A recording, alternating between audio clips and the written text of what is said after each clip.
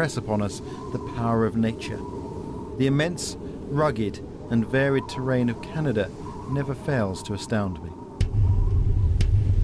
This is a record of my journey across this magnificent land and back into its history. A history written by explorers who should be household names in their native Britain, but are as unknown as the land they encountered. Canada is a country that was built on the skills of the land, traditional bushcraft, understanding nature and survival in the harshest of environments. This isn't a survival series. It's about how those skills and that knowledge were used to do something quite different, something remarkable, to explore a country. And in Canada's Arctic north, there's one explorer whose name stands out, John Rae.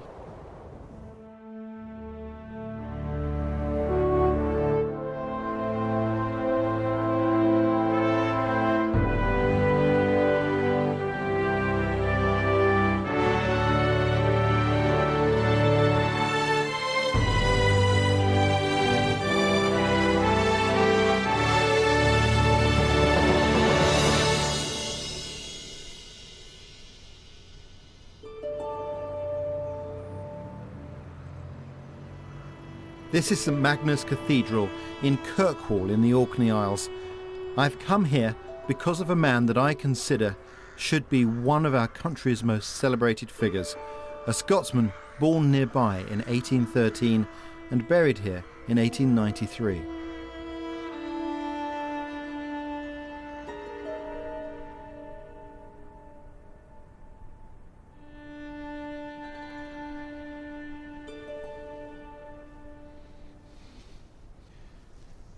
This is the memorial to Dr. John Rae, a medical doctor who, in my opinion, was the greatest Arctic explorer ever.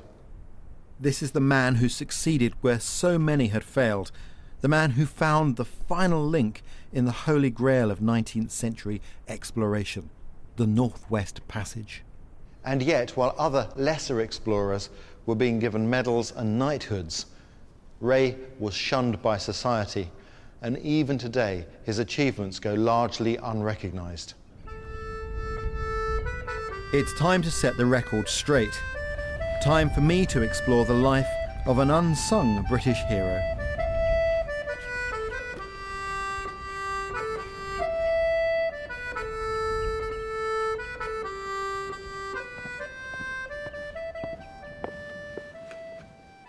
This is the Hall of Clestrain on Orkney. This was the birthplace of John Rae, and it's really important to come here to get a sense of the man. It's hard to imagine today that this building would once have been an incredible Georgian structure, very impressive. But you can see how the weather over the centuries has really taken its toll. And that weather is actually a part of the story of John Rae, because he was an Orcadian born and bred. It was across these hills that he used to stride at great speed to shoot grouse. And through the sounds here, he used to race boats, developing boating skills that in later years he'd be celebrated for. But perhaps the most important thing was the spirit of the place. See, Orcadians are islanders. They're exposed to the whims of nature, and they have to deal with that with a degree of stoicism. And that stoicism is something that Rae took with him to Canada and recognised in the native people he learned to travel with and to trust.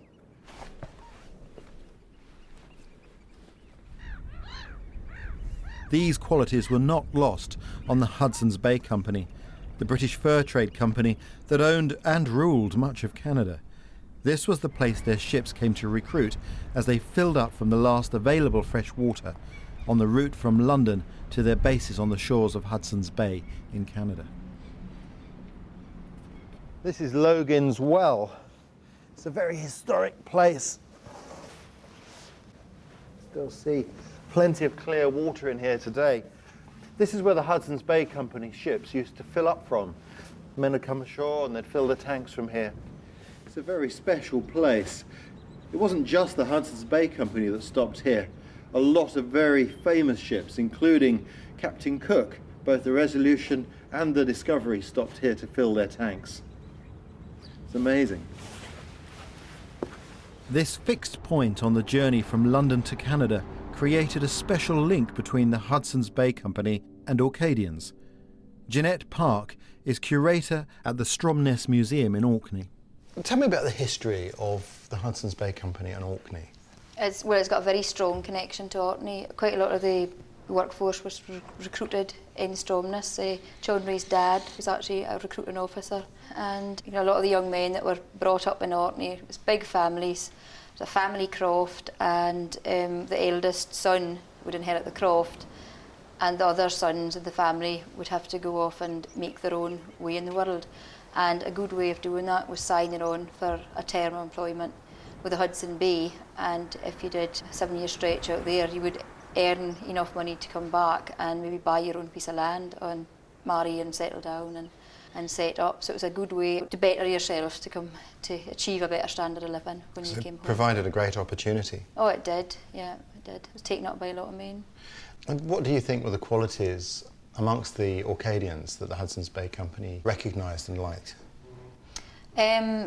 Well, I think a lot of the Orkney men that went there were, I think it's been quoted as being of a sober disposition and hard-working, and probably kept in mind quite a lot why they were there and what they were doing. Orkney is actually further north than Churchill, the company's main base in Canada.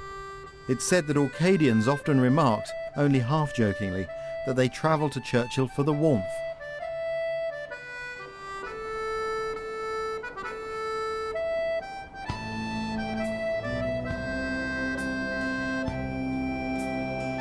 After qualifying as a doctor, Rae, like so many Orcadians before him, joined the Hudson's Bay Company. But his was to be no ordinary career. Although he made his name in the Arctic, that success was built on foundations laid down in his early years, working as a doctor further south in the woods of Canada. His work involved tending to both the European and the Indian employees of the company, and he travelled with an open mind. When John Rae came here, he saw the wisdom that existed in the life skills of the people he encountered, the indigenous populations of Canada. And he went to great efforts, not to just buy from them the tools that he needed. He learned from them how to employ those techniques, how to make repairs, and how to make the tools himself, so that he became just as skillful as they were. And this was one of the keys to his success as an explorer. This is the Canadian winter. The only way for Rae to reach his patients was by snowshoe.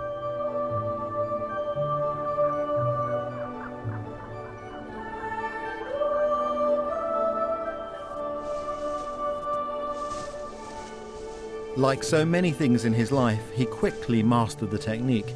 There are stories of him walking half the night just to catch up with the postman because he'd forgotten to post a letter.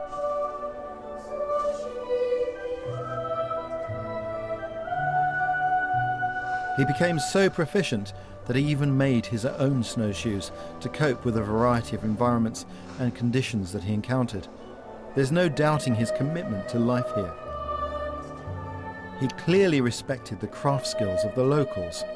I'd like to learn more, so I'm going to spend a couple of days making a close replica of Rae's snowshoes with Pinnock Smith, an Algonquin craftsman who I worked with a few years ago.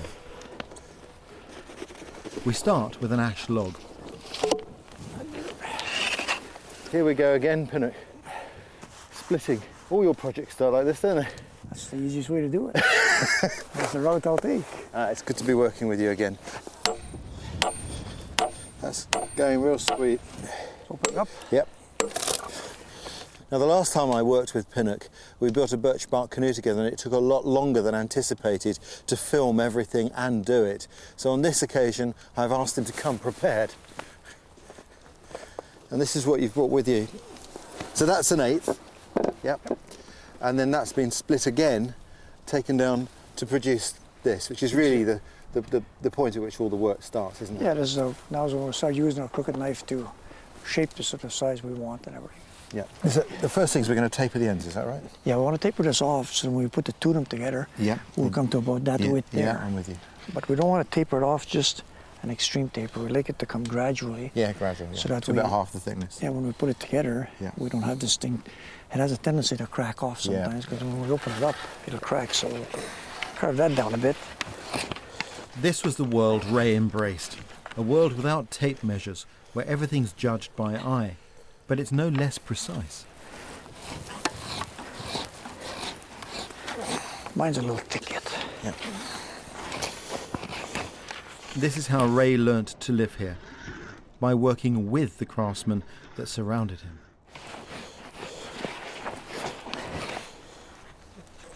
I reckon that's the second taper done on mine. Looks right, doesn't it? That's good. We'll get away with that. Yeah. Tie it together, Yeah. laminate it. Got a whiskey jack there. Better feed your bird there. Got a little bit. They're funny, aren't they? In the back, Come on. Come on. back. You know you want it. The locals say it's good luck to feed the whiskey jack. It means they'll clear up the camp for you after you leave. My hands are getting a bit cold now. Yeah, it's a bit windy, isn't it? I'll put the shavings on the fire. Since I was a child, I've always loved the smell of burning ash. It's almost as rewarding as the carving itself. With conditions worsening and a temperature of -34, it's time to go inside. I want these snowshoes to be as close to Rae's as possible. On this trip, I want to know what it feels like to literally walk in his snowshoes. I sent Pinnock a picture with the dimensions of Rae's snowshoes, but when you're working like this, inevitably every pair is different. Very lightweight and very hard, so it makes a very good snowshoe. That should be a better fit. Flatten this one down, it wasn't so flat. Okay. Let's have a look. You happy with that? That's the frame ready. This temporary brace is set at roughly the same width as Rae's. Next, we bind them with rawhide, untanned animal skin. Then we want to close this about here. Keep it, Yep. tie it, I think we can tie that. hold it. Why are you using rawhide? It's because it'll as it dries, it's going to start tightening up more, Yeah. and it'll hold it together for us. Yeah. And it's also something we already have convenient because we'll be using a lot of it for all the lacing and stuff. Traditional material from the Yeah, we're not going to go out and buy the twine to do it. We have it here anyway. So Rae's snowshoe design incorporated a distinctive curve at the front to stop them sticking in the snow. To achieve this, in the time we've got available, we're going to laminate the wood. That means splitting it so that it will take the curve more easily. Rae's would have been soaked and steamed over several days. okay, now we can try bending it around. Yeah, that looks a lot better, doesn't it? Oh, yeah. It's a little tight, huh? Notice I gave you all the hard work, huh? That's all right. I don't mind. Younger person. Oh, look at that. Pretty good. That looks all right, doesn't it? Oh, yeah, it's very good. And of course now we have to twin this up with another one, don't we? But you've already prepared some earlier, haven't you? Because you complained about last time. It's not true. Okay, well, show me the next step. Right. So we've got two frames, and you've spread them up here, haven't you? Well, this here is just to hold these two together Yeah. when you bend it, so you don't want to bend any to come Yes. down any further. That's like a clamp, a primitive clamp. Just to hold these two together. Yeah. And these gauges here and our clamps and everything, I've never seen anybody keep them. They're thrown out, they're burnt or whatever. Because every time we make snowshoes, there'll be always different size anyway, so we end up throwing them out. You know that's because you're not standardised, Pinnock. Oh yeah, it's just you that thinks like that.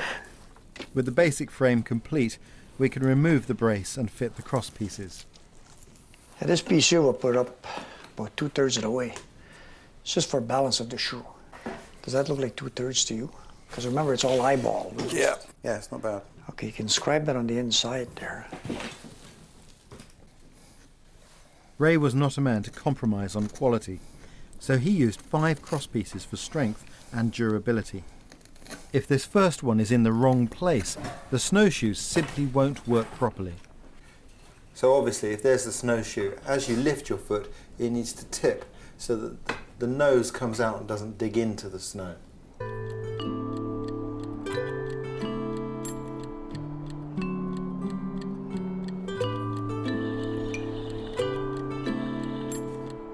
Rae's snowshoes were so effective, he became known as Agluka, he who takes long strides.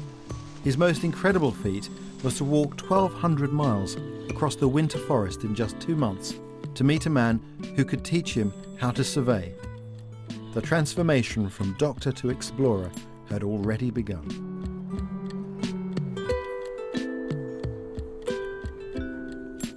The more you put into this way of life, the more rewarding it becomes.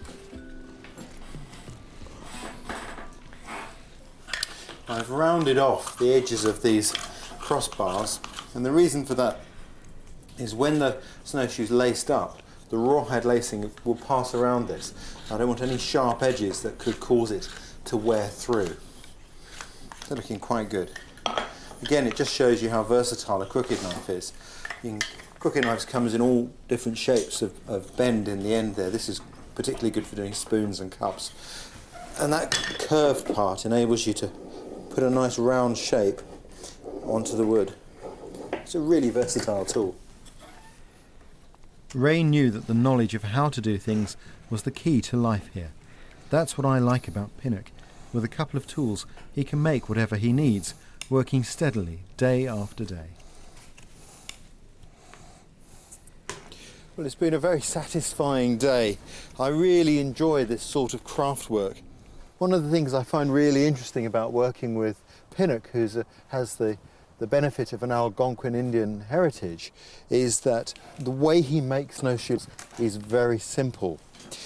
A lot of people would make a snowshoe like this on a complex jig, which is kind of a more modern approach to making them. His is the way of the forest, where you make very simple clamps from little sticks as you go. And it makes me think of John Rae as well, because this is very much what he encountered when he was here in Canada. In John Rae's time, women wove the hide, or babiche, for his snowshoes. Today, Pinnock does the whole thing. Normally we'll just start in the middle, any place. Doesn't matter which hole you're going to start with here. Go in, pull it through. Just once we get it started here, what I want to do is come across again. I want to this hole here. The pace of this work is really helping me to connect to the world Rae lived in. I think I ought to start one. Go up to the end. Up to the end. Push them down right through. This one you have to bring your string over. Which way do I pull out with that one? On this side. Then you go in from the top, down here through here. That's the one. Down there. Up again, and then back up again. Yep, that's it. Now again, over, under this one. Again, over these, under this one. Under that one. Under this one here as well. Don't worry, I'm getting lost too. Now let me see if I can figure this out, because this is the tricky bit. Yep. So, so now I guess it's going over one, under one, over one, like before, is it? Because that's all we've got left. But we want to stay on this side. Stay on this side here. So you're going to pick up that. I go in there. Yeah. There? That's it, yeah. There. And then you come right back out beside it. Right in front of it, like, yeah, right there. There. Yeah. And go right back down again. You got to pick up the next There? one. No, this one here. This one? Right there, right beside it. Okay. Yeah. And come then right back out. that one. Yeah. Go right back down again. And that one. And come out in the other hole there. It's a tricky business. My appreciation of the skill involved is growing with every stitch. I've watched an old Indian woman make the most amazing pair of snowshoes, and I watched her hands go like a sewing machine, and it's so skillful. I mean, it's simple, but there are lots of mistakes you can make, aren't there? Very easy to make a mistake. I mean, I'm going dizzy doing this, I have to say. Well, anyway, not bad for a first attempt. Not bad for a novice, but admittedly nowhere near as good as Pinnock's. It takes him most of the day to complete the webbing. Rae used an incredibly fine weave. His shoes were designed for speed and they were built to last.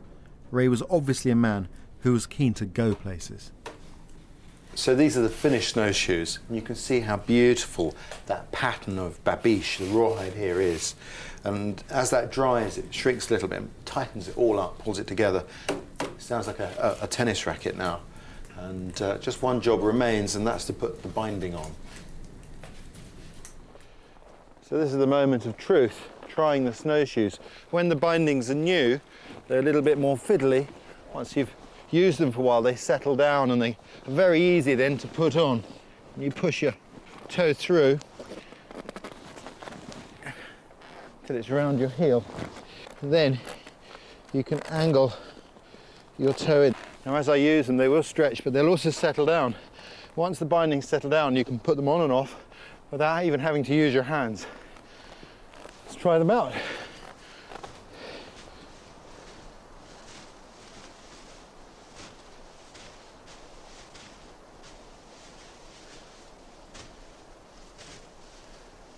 They're very good. Very light. It's like walking on two feathers in the snow.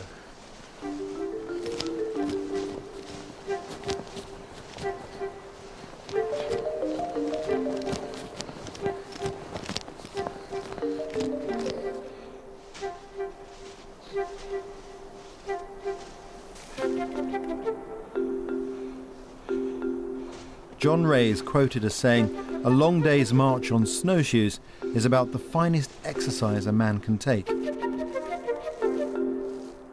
When he wasn't working, he would be out using his snowshoes, learning how to hunt everything from grouse to caribou.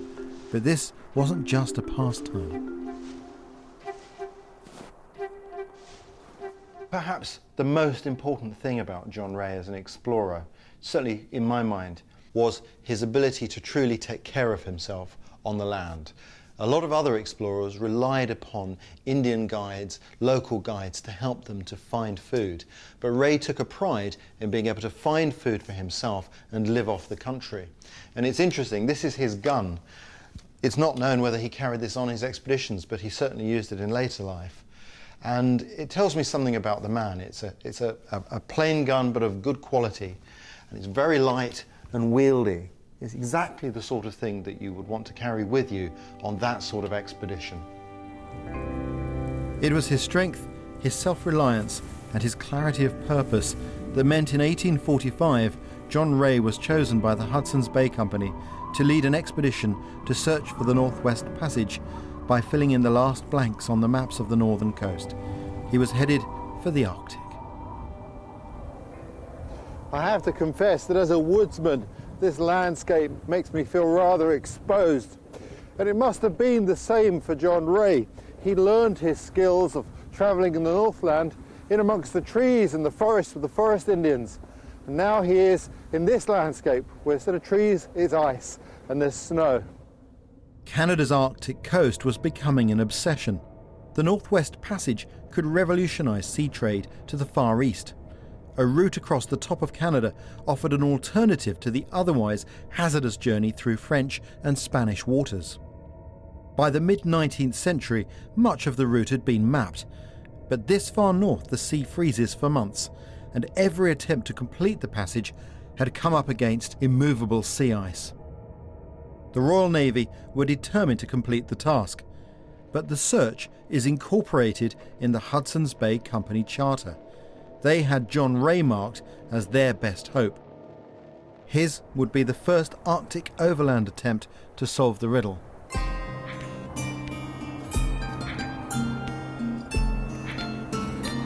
At the time, the Arctic mainland was an unknown entity. Rae and his men were the first Europeans ever to spend a winter here. Their survey, filling in the blanks on the map, brought them here to a place they called Pelly Bay.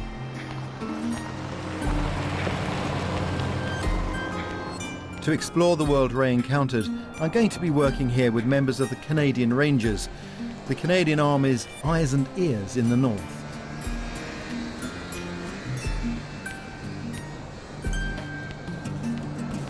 Rae was on foot, hauling a sledge, but this is the way to travel today. To many people these are playthings, but they're just the tractors of the north, and after a few hours travelling on one through -30, that's exactly what they feel like. From the outset, Rae was different. He travelled to the Arctic with only a few months of supplies, even though he intended to stay over a year. He was going to live off the land, just like the people up here. Ranger Liedrich is going to be my interpreter. We're out on the frozen sea ice that proves such a barrier to ship-based expeditions. Cold day today. Yeah, windy. Very windy. We're lucky here, in the lee of this island. Yeah. But out there, that's not easy travelling, is it? No, it's not. And you guys get cold like everyone else, don't you? Yes, we do. I've brought warming tea. Liedrich's providing the snack, frozen char. But a lot of people think that this makes you cold, but it doesn't, does it? No, when you first eat it, it's it was cold, but maybe half an hour later you start to get warm. It's lovely. Beautiful. But tell me about your traditional fishing spear. Our traditional ones, we use this one. It's called kakivak. And you make a hole in fall time. You make a hole and just put that in a hole like that. Yep. And we wait for the fish to go by. Yep. And that's, And you spear them. yeah. And of course, you're using some modern materials here, Yeah. some electrical tape and things to make it, but this isn't, is it? What's that there? That's a muskox horn. Muskox horn. Yes. And that's still better than modern materials. Yes. And does it have that shape naturally? Or have you carved that shape? Have to carve it like that. Yeah. They carve it like that. It's not so long ago that the people here relied on their traditional skills. This archive film is from the 1960s and shows a way of life that had hardly changed from the world Rae would have encountered.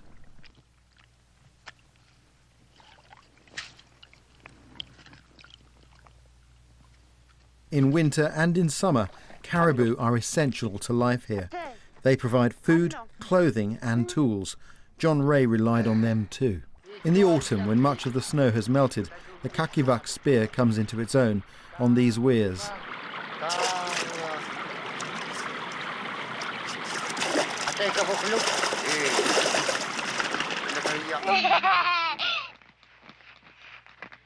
Knowing how to find food all year round was knowledge that was crucial to Rae's expeditions.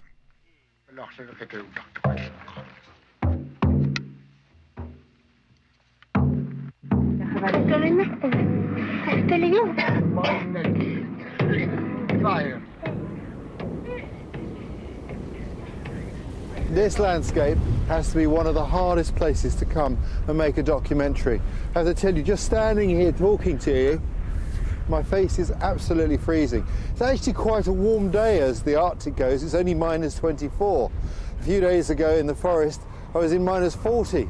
But with the wind, it's a completely different ball game, and exposed flesh is very, very vulnerable to cold injuries. Rae knew that, and he knew that one of the most important things here was learning how to find or make shelter.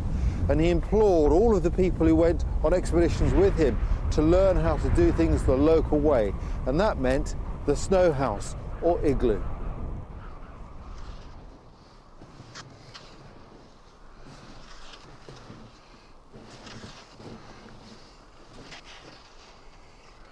Levy, an elder here, is using his harpoon to test the snow. Because when you look at it, you just seem to see this go in, but actually what he's feeling for, the top is soft, and then there's a layer of harder snow underneath. And now what they're doing is they're removing the top soft snow, because that's no good for igloo building.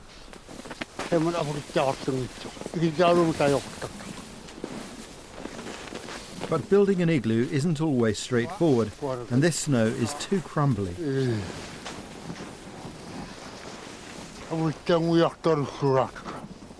He doesn't like the snow. He doesn't like the snow. No. The vagaries of snow are such that just 100 yards away we find the perfect conditions. It's 13 years since I last had a go at building an igloo, so can expect to be quite a bit rusty, I think.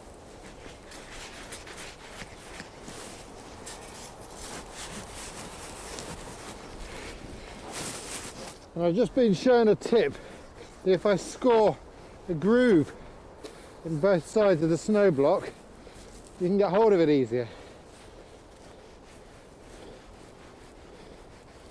Like that. They're quite heavy.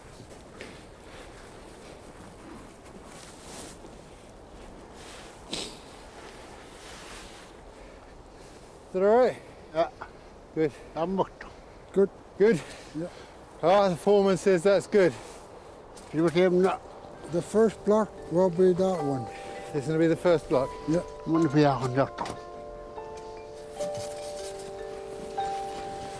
When Rae first arrived in the Arctic, he fell back on Orcadian traditions, building a hut out of stone. He didn't know any better, but it was the wrong technology in the wrong place. When Rae saw the insulation an igloo provides, he quickly made it his business to learn how to make them. Piece by piece, he was acquiring the skills needed for life this far north.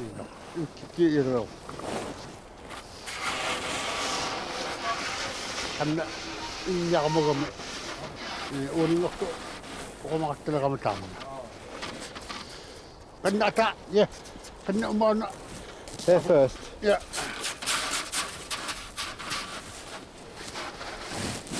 Okay. Have a look.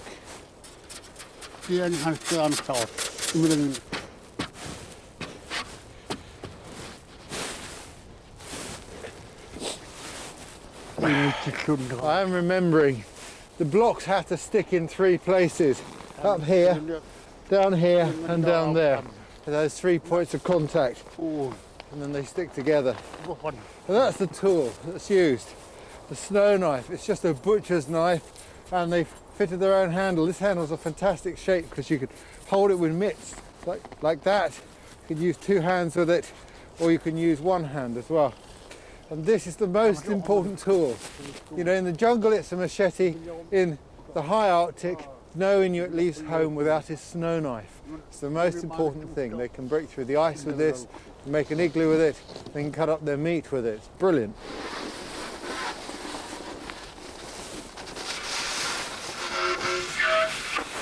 That's that lovely sound. You should try and make it same as the next block all the time. And try and Yeah. make it. Okay. Yep. That way it's easier to work on.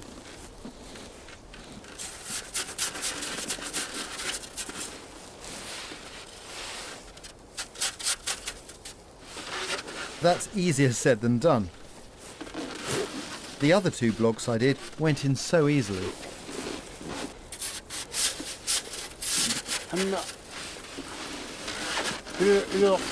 What am I doing wrong? Not quite right. You show me what I've done wrong. Look here, I'm not doing wrong. He's looking on disapprovingly.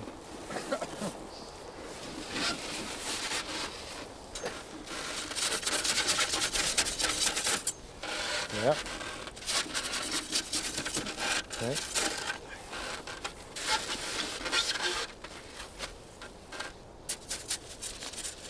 When I watch Levy, I see a lifetime of experience and skill shaping every block.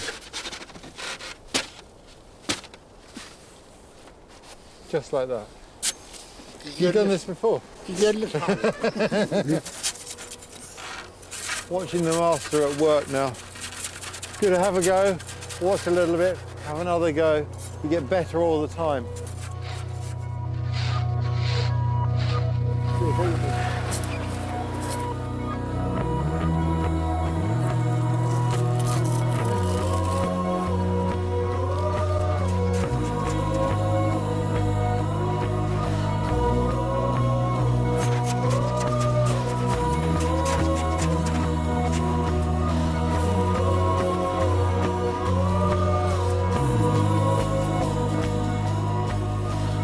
As the wall starts to go up, We're already now getting that windbreak effect, which is very welcome today.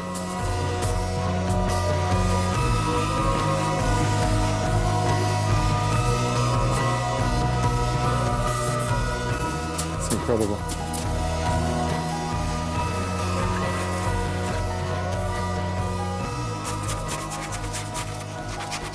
This is the bit that always astonishes me.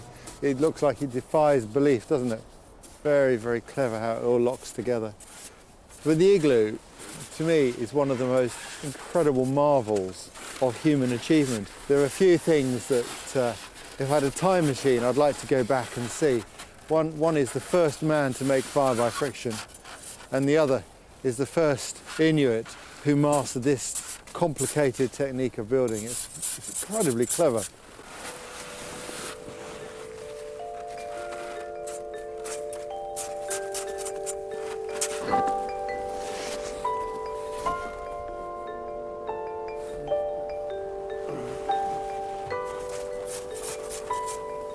Yes, that is our steam. It shows just how much insulation these structures provide. Rae is on record as choosing to sleep alone in his igloo. It may have been colder, but he couldn't bear the smoke of his crew's pipes. He kept his books and ink in his sleeping bag to stop them from freezing. He was some man.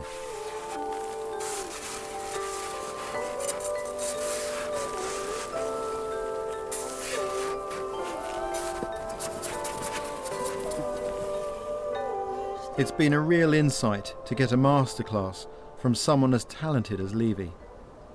Levy, for me, it's been a real privilege to be here and see you at work in this environment.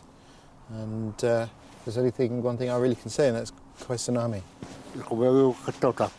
Tell him I'm very glad I was able to teach him everything about the Arctic. If he ever needs me to come back, I'm happy.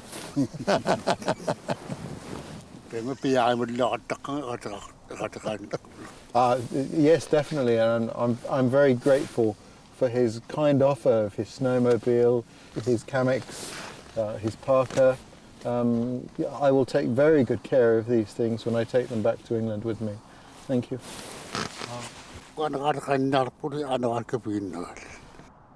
I tell you what, you give me your fancy clothes and I'll happily give you my old ones.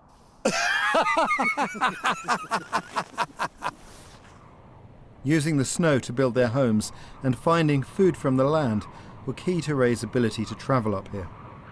He was working with the elements, not against them.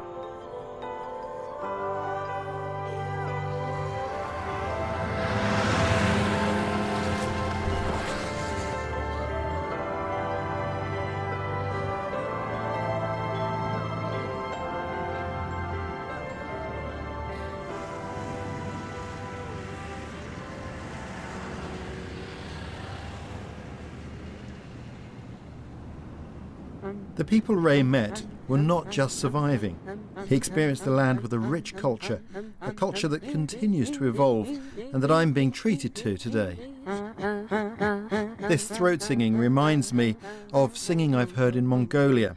It seems very similar.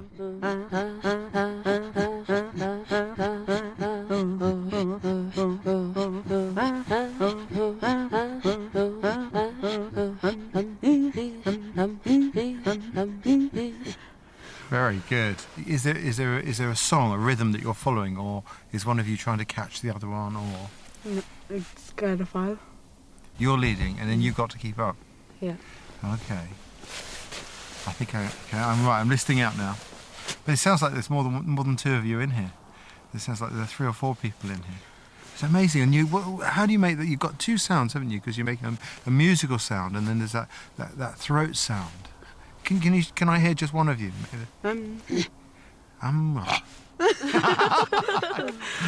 don't think I'd be any good at this at all. But it's very good. It's fantastic. It's a very strange sound, but it kind of belongs here in the north, doesn't it? Mm-hmm. Yeah. Can I hear some more? Because I think it's great.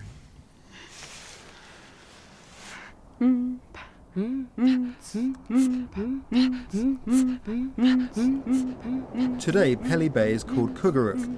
The people here are making sure the skills and knowledge continue, Once a week, elders visit the school. The kudlik is the traditional stove and heater for an igloo.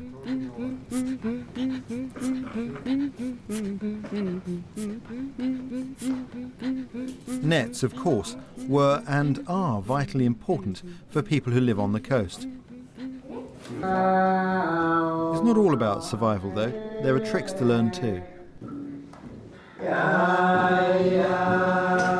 Wood is a relatively new resource in a land without trees. Inuit sledges were once made from frozen fish wrapped in skin, with cross members of antler tied together with sealskin.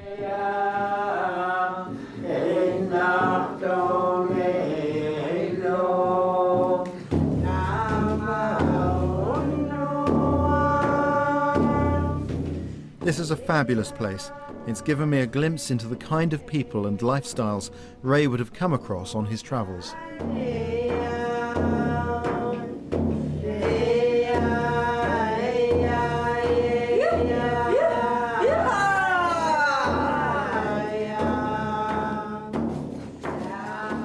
They start them young here. Actually, this is a mother and toddler class, Inuit style. Sophie, can you tell me what are you teaching the young women? I'm teaching them how to use this tool in order to make the skin softer. I've worn caribou clothing and I know how good this is, but I think people who aren't used to it are surprised that you are still using these traditional methods.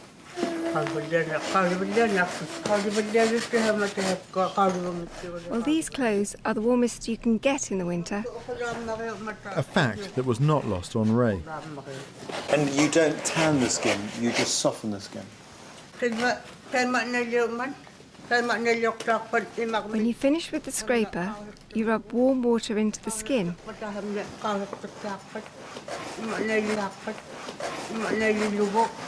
Then you fold it, tie it with rope, and leave it for about 24 hours.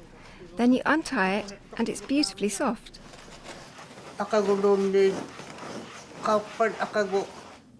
When Rae adopted the snow house, he also adopted Inuit clothing. In fact, he'd been using local clothing for some time. And there's great wisdom in that because the two technologies go together. Here's some caribou clothing, and one of the secrets to the success of this clothing is that the skin side is close to your body and it's warm. And that means that your body perspiration can pass through it and it collects in the fur on the outside of the garment. Now, if you bring that into the main chamber of the igloo when it's heated, the frost melts and is drawn by capillary action up into the insulative underhair close to the skin. And when you go out again, it would freeze like ice. By leaving it in the porch, any moisture freezes in the outermost layer of the hair, which can simply be brushed away in the morning. It's fantastic. It's so simple and so effective. A completely windproof garment that breathes and is also insulative. Now, modern clothing just doesn't function like this. All of these garments we've got here, even if we were to bring them into the igloo overnight with the traditional lantern going in here, there's no way we can get this environment warm enough to dry our clothing and get the moisture out of them. That was one of the keys to his success. He had both bits of technology, insulative snow houses and the right clothing that worked with it. That meant he could go long distance without too much hardship.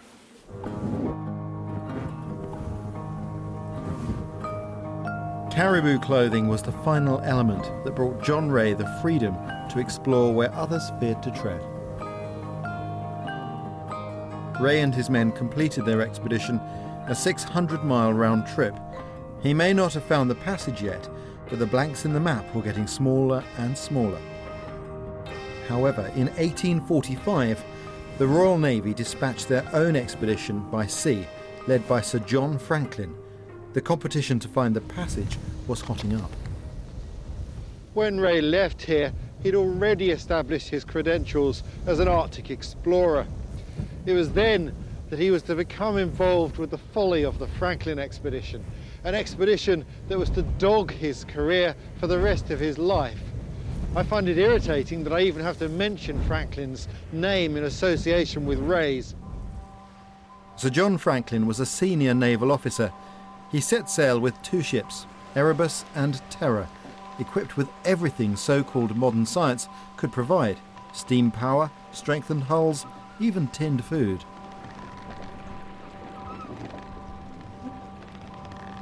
With the full backing of the Royal Navy, this was the expedition that everyone expected to complete the search for the Northwest Passage. But Franklin was not a man who could adapt to conditions. He reflected the Victorian attitude of superiority. A ship with several years of supplies of tinned food had no need of local knowledge. But Franklin went missing, and a massive search for him began. At one point, it's estimated 15 ships and 500 men were looking for him. In fact, in 1848, Rae was ordered to join one such expedition, searching for Franklin by land.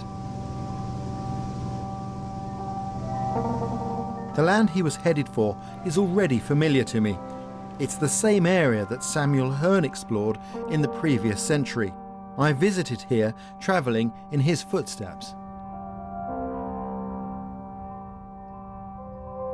Hearne was another Hudson's Bay Company explorer.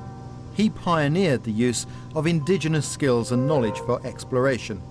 He recorded his experiences in a journal that Rae is likely to have read. I can't believe it's just coincidence that he employed exactly the same approach. This is Klingcho land, people both Hearne and Rae met on their journeys. It's really nice to be back with the Klingcho in the winter, and they've really kindly set up this camp for us to be able to show us some of their traditional winter skills. We've come way out into the bush here, about halfway between the Great Slave Lake and Great Bear Lake, and it's about -20, something like that. It'll be a lot colder at night, and this is going to be our accommodation while we're out here. And there's a fantastic smell. I wish you could smell it. It's incredibly evocative. The smell of spruce wood coming from the wood burning stoves. It's a real sense of comfort in a harsh landscape. But it's only out here, once you get away from the communities, that all the traditional skills bubble to the surface, and you can see just how vibrant and alive some of the traditional knowledge still is. Skills like trapping, making bannock and ice fishing. It's good to see the youngsters here too, a sign of a vibrant and healthy culture.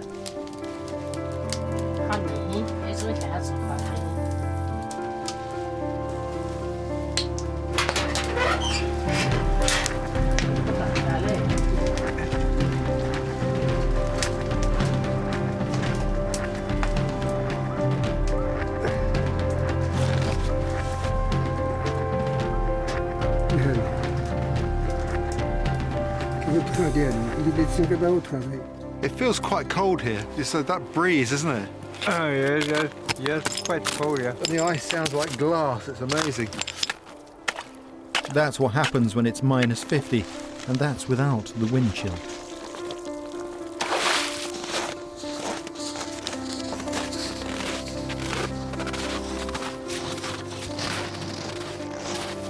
It's thought that early in Franklin's voyage, some men died from lead poisoning, from solder on their tinned food. Meanwhile, Rae could eat fish caught with nets under the ice. Maybe Franklin should have paid more attention to the local ways. There really is plenty of food out here if you know how to find it. And the fish preserves itself, freezing instantly.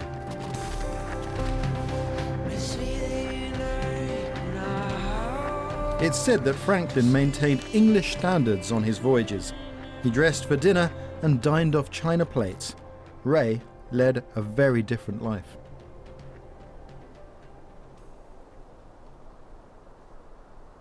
And it's only after dark that the serious business begins. I wonder if John Rae was treated to such fine hospitality. So I think I may have made the mistake of asking what you do for entertainment, because the mood has changed. Now, this is all a bit rough and ready, I have to say. We're in the crowded confinement of this tent, and you may see shadows from the sound recordist, and all sorts is going on because I've been invited to play in the traditional hand game competition. This is taken very seriously, and already the opposing team have got the look. They look like they're hunting caribou, and I feel like the caribou right now.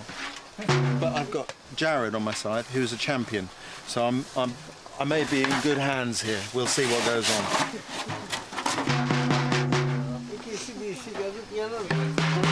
Under no circumstances am I placing any bets, because people have lost their shirt playing this game. Yep. Okay. I don't like that laugh.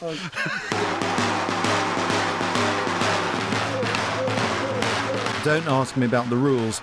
As far as I can tell, it's something to do with which hand the stick is in.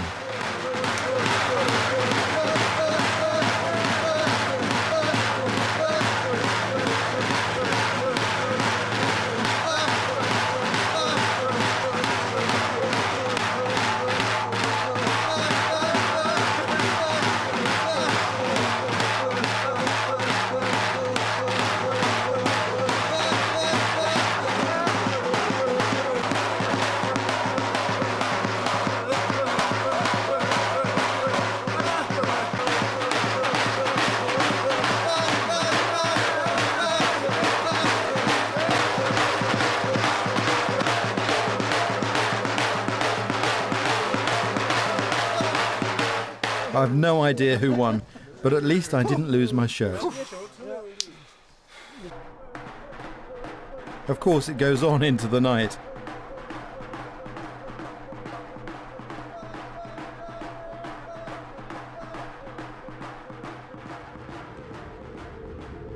But Rae was just passing through. The search for Franklin meant he had to move on.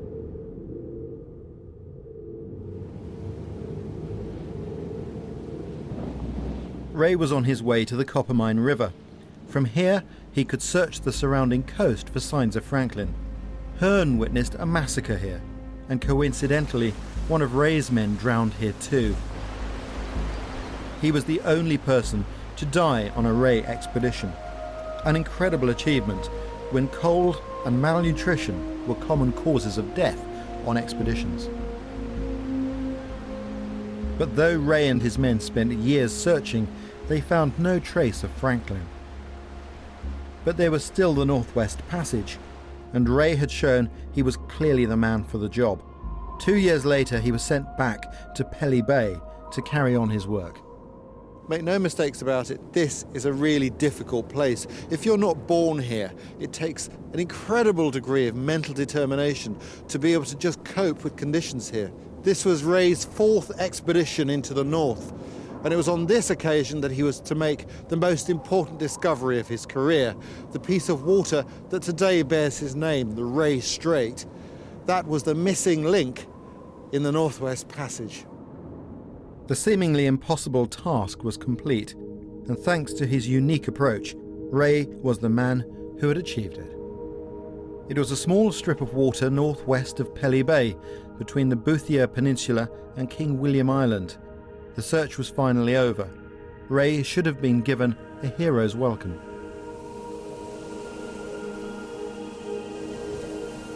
But the achievement was immediately overshadowed.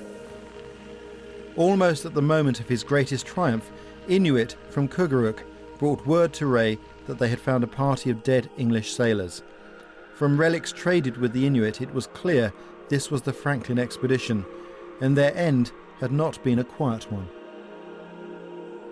They'd behaved in the only way they knew how, desperately hauling their boats overland, taking their supplies with them, but without knowledge of how to live in the land that surrounded them, they really hadn't a hope. Rae couldn't believe it. On this expedition, he's found the Northwest Passage, he knows where the missing explorers have gone, and he heads back to Britain to tell people what he's learned. You'd think they'd be happy, wouldn't you? Strange thing is, things didn't quite turn out that way.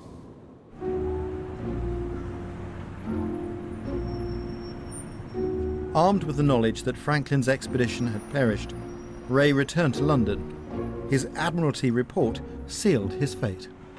His report was reprinted in this edition of the Times, Monday, October the 23rd, 1854. Intelligence, which may be fairly considered decisive, has at last reached this country of the sad fate of Sir John Franklin and his brave companions. The article then reprints Rae's letter. This is the key passage. From the mutilated state of many of the corpses and the contents of the kettles, it is evident that our wretched countrymen had been driven to the last resource, cannibalism, as a means of prolonging existence. To suggest that members of the Royal Navy had resorted to cannibalism was inconceivable to society of the day. And when it was learned that Rae had been unable to verify the facts for himself and had instead trusted the word of an Inuit, well, society simply closed ranks upon him. Franklin's widow refused to accept Rae's findings and mounted a sustained attack on him. It became a cause célèbre, and society sided with the Franklins. And this is the result. Statues both here and in Westminster Abbey. And look, he's given credit for discovering the Northwest Passage. It's a travesty, erected by the unanimous vote of Parliament. Frankly, what did they know about the North? Rae was our true champion of the North. He'd learned to live there as though it was his home. Not only did he get no public recognition for his achievements, but society literally left him out in the cold. He's been all but forgotten for the past 100 years. Rae does not deserve to be brushed aside. His achievements were astounding. He undertook 4 Arctic expeditions with the loss of just 1 life. He mapped around 1,500 miles of coastline. He found the Franklin expedition, and he discovered the Rae Strait, the final link in the Northwest Passage. That's why it bears his name. But that still leaves his greatest contribution to exploration. If you want to come and travel in this landscape today, just about every book you read will tell you how the local people, the Inuit, have coped with these conditions for thousands of years. John Rae knew that. When he came here, he learned everything he could about traveling in this incredibly hostile environment from the people who knew how. And yet, he was vilified for it. I find it astonishing that a man of such wisdom could be treated so shabbily by the establishment.